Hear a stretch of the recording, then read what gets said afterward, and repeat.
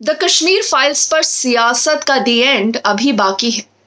दिल्ली की विधानसभा में मुख्यमंत्री अरविंद केजरीवाल के बयान के साथ शुरू हुआ ये पूरा विवाद अभी थमा नहीं है। दिल्ली की सत्ता पर काबिज आम आदमी पार्टी और दिल्ली की सत्ता पाने की कोशिश में लगी भाजपा के बीच तलवारें अब खिंच गई हैं।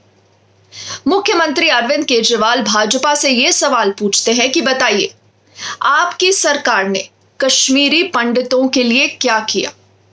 और ये सवाल पूछने के साथ ही साथ वो ये बताने से भी नहीं चूकते कि उन्हीं की दिल्ली सरकार ने ठेके पर काम कर रहे कश्मीरी पंडित शिक्षकों को रेगुलराइज यानी स्थायी किया। अब अरविंद केजरीवाल के इस दावे पर भाजपा सवाल उठाती है। भाजपा ने एक कश्मीरी टीचर्स एसोसिएशन का एक लेटर या एक प्रेस रिलीज सबके सामने रखा है और उसके जरिए वो आम आदमी पार्टी पर सवाल उठा रहे हैं। ये जो government teachers association migrant registered जो ऑर्गेनाइजेशन है, उनका प्रेस रिलीज मेरे हाथ में है। मुझे तो आश्चर्य हो रहा है कि एक मुख्यमंत्री इस प्रकार से झूठ कैसे बोल सकते हैं। उन्होंने कहा कि हमने कश्मीरी माइग्रेंट टीचर्स को, कश्मीरी हिंदुओं को रेगुलराइज किया, मगर जब कश्मीरी माइग्रेंट टीचर्स ने प्रेस कॉन्फ्रेंस करके प्रेस रिलीज जारी किया, उसमें जो टाइमलाइन दिया है वो मैं आपके सामने रखता हूं। जून 6, 2010 को कश्मीरी माइग्रेंट टीचर्स वो दिल्ली हाईकोर्ट अप्रोच करते हैं कि हमें रेगुलराइज किया जाए अपने प्रोफेशन में। मई 18, 2015 सिंगल बेंच हाईकोर्ट की अपनी जजमेंट डिलीवर करती है और कहती है कि कश्मीरी माइग्रेंट टीचर्स को, जो कश्मीरी हिंदू टीचर्स थे, उनको रेगुलराइज कर दिया जाए अपने सर्विस में। मगर उसी वर्ष 2015 में केजरीवाल जी की सरकार डबल बेंच के सामने इस पूरे जजमेंट को चैलेंज करती है कि नहीं, हम रेगुलराइज नहीं करना चाहते हैं, यह उचित नहीं होगा।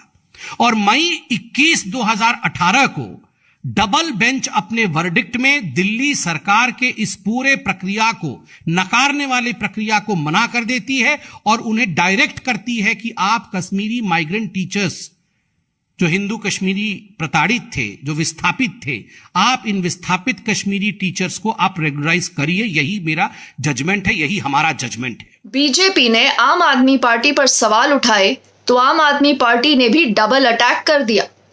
आम आदमी पार्टी ये कहती है कि भाजपा झूठ बोल रही है।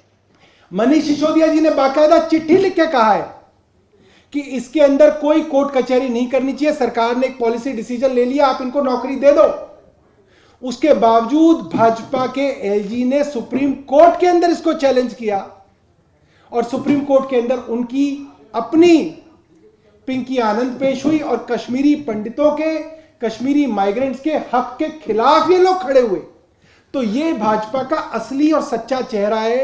ये लोग इतने झूठे, इतने नालायक, इतने मक्कार तरीके के लोग हैं, इस कॉन्फिडेंस से झूठ बोलते हैं कि कोई भी आदमी इनको देख के हैरान हो जाए कि यार कहीं सच ही तो नहीं बोल रहे। क्या आम आदमी पार्टी और अरविंद केजरीवाल भाजपा के राष्ट्रवाद के मॉडल को चुनौती देने की कोशिश कर रहे हैं? क्या उनको ऐसा लगता है कि चुनावी जीत के लिए राष्ट्रवाद और बहुसंख्यकों की भावनाओं का सहारा लेना जरूरी है?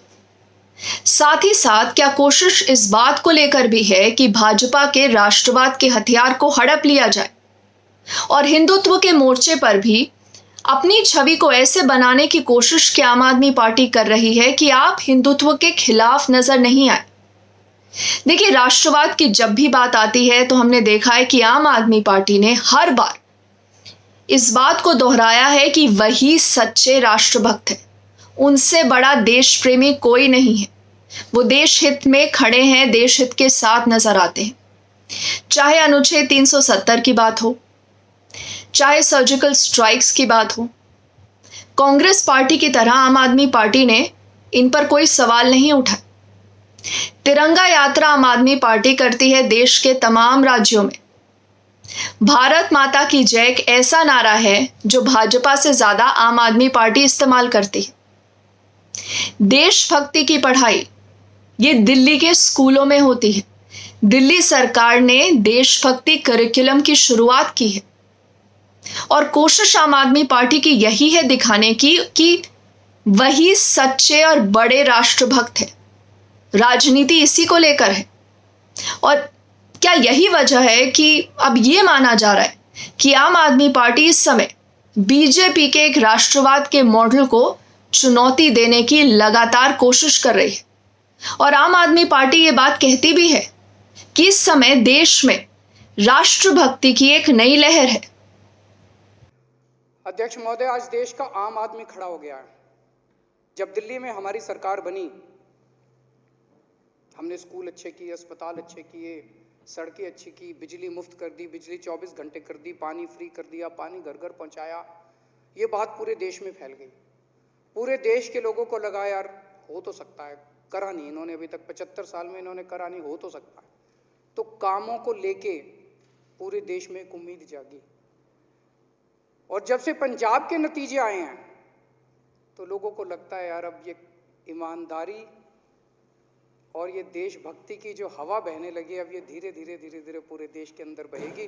पूरे देश के अंदर आज एक उम्मीद की किरण जागी है। पूरा देश खड़ा हो रहा है, एक आम आदमी इस देश का खड़ा हो रहा है। अब ईमानदारी और देशभक्ति की लहर जो है ये पूरे देश में फैलेगी। एक और दिलचस्प पहलू है, भाजपा अपने आप को राम भक्त बताती है तो अरविंद केजरीवाल अपने आप को हनुमान भक्त भी साबित कर चुके हैं। कई बार आपको हनुमान मंदिर में नजर आएंगे प्रार्थना करते हुए, हनुमान चालीसा भी पढ़ते नजर आए हैं। दिल्ली सरकार ने ये योजना बनाई कि किस तरह सीनियर सिटीजन्स को मुफ्त में तीर्थ यात्रा पर ले जाया जाएगा। साथ ही साथ दिवाली के मौके पर राम मंदिर जो अयोध्या में बनने वाला है, भव्य राम मंदिर, उसका एक प्रतिबिंब बनाकर अरविंद केजरीवाल और उनके पूरे मंत्रिमंडल ने यहां पर पूजा की और उन तस्वीरों का सीधा प्रसारण टेलीविजन स्क्रीन्स पर हुआ। तो इस तरह की राजनीति इस समय आम आदमी पार्टी और भाजपा के बीच चल रही है। एक है आपका मॉडल, एक है भाजपा का मॉडल। तो अभी लगता नहीं कि ये राजनीति थमने वाली है, अभी और वार होंगे।